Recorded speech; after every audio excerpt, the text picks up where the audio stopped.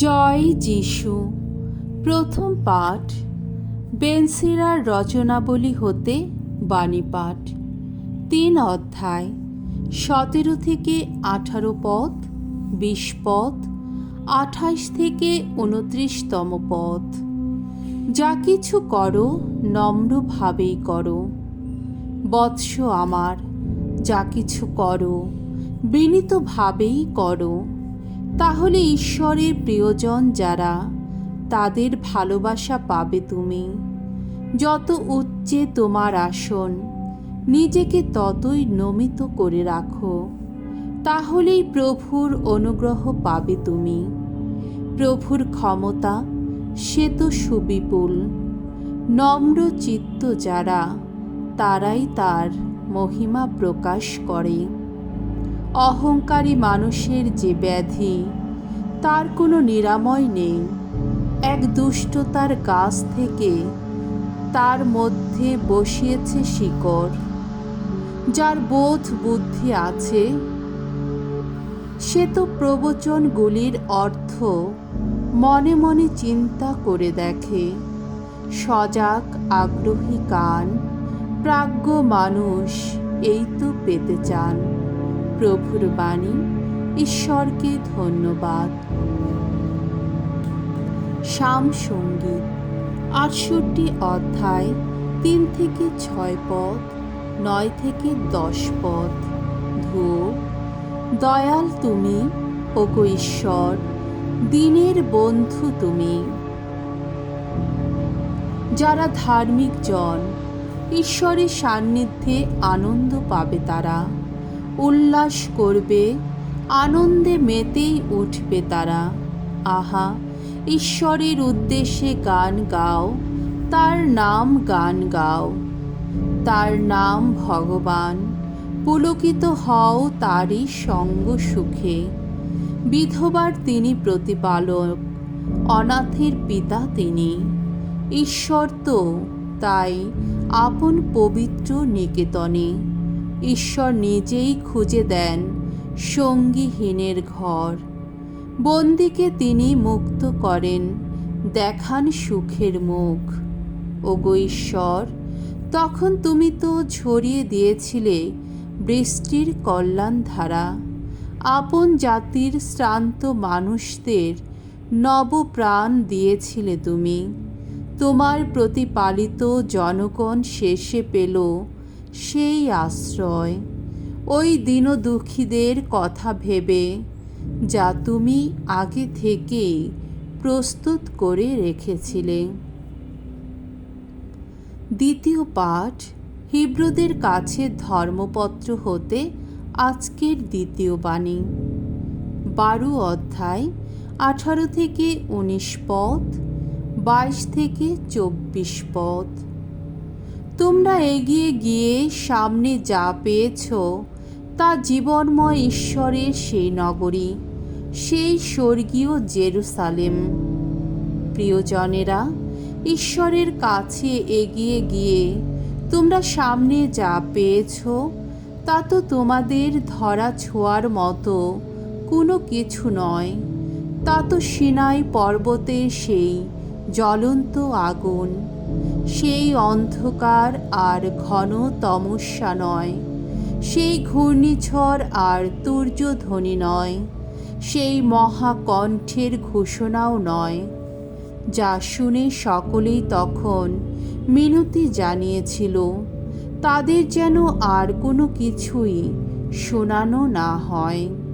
না, তোমরা তো এগিয়ে গিয়ে সামনে যা পেয়েছ, তা বরং সেই সিয়ন পর্বত, জীবনময় ঈশ্বরের নগরী, সেই স্বর্গীয় জেরুসালেম।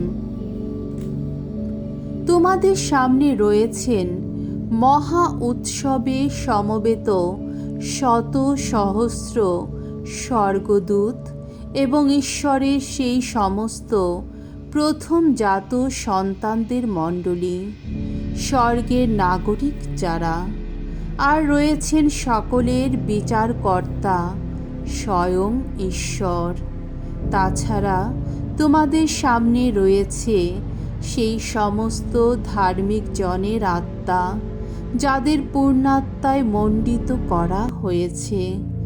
আর রয়েছেন নতুন এক সন্ধির মধ্যস্থ যিনি, সেই স্বয়ং যিশু, এবং বলিদানে ছিটিয়ে দেওয়া তার সেই আপন রক্ত, যা আবেলের রক্তের চেয়েও মহত্তর সত্য ঘোষণা করে থাকে। প্রভুর বাণী। ঈশ্বরকে ধন্যবাদ। বাণী বন্দনা। জয় জয় প্রভুর জয়। কাঁধে তুলে নাও আমারই জোয়াল, মনে রেখো অন্তরে কোমল আমি, বিনম্র হৃদয়। জয় জয় প্রভুর জয়। মঙ্গল সমাচার। লূক রচিত মঙ্গল সমাচার 14 অধ্যায় 1 পদ 7 থেকে 14তম পদ। যে নিজেকে বড় করে তাকে ছোটই করা হবে, আর যে নিজেকে ছোট করে তাকে করা হবে বড়। একদিন বিশ্রাম বারে যিশু এক ফরিসি সমাজনেতার বাড়িতে নিমন্ত্রণ খেতে গেলেন। সেখানে লোকেরা সকলেই তাকে লক্ষ্য করতে লাগল।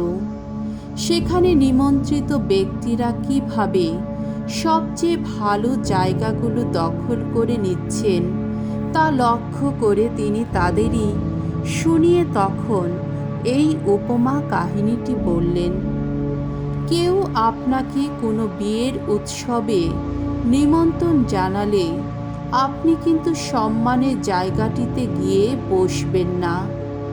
হতেও তো পারে আপনার চেয়ে সম্মানিত কোনো লোক নিমন্ত্রিত হয়েছেন, আর যিনি আপনাকে ও তাকে নিমন্ত্রণ করেছেন তিনি হয়তো আপনাকে এসে বলবেন, ওকে এই জায়গাটি ছেড়ে দিন তো। আর তখন আপনাকে লজ্জা পেয়ে উঠে যেতে হবে একেবারে শেষ জায়গাটিতে।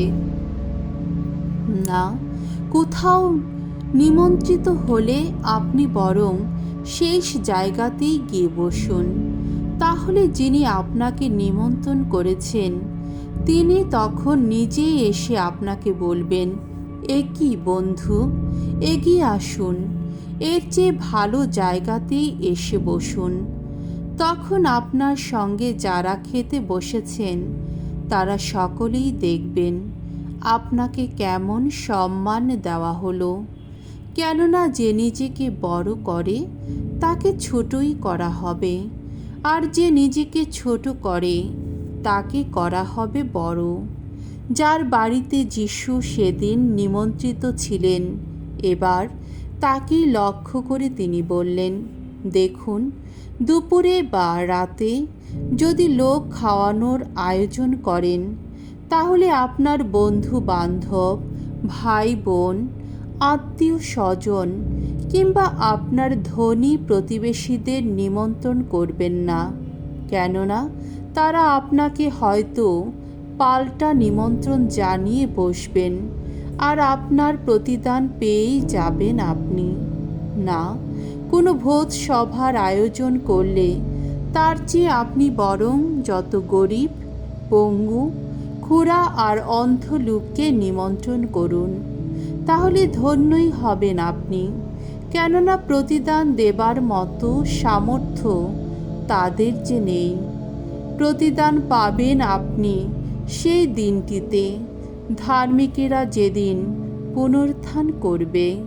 প্রভুর মঙ্গলময় বাণী। খ্রিস্ট প্রভু তোমার প্রশংসা হোক।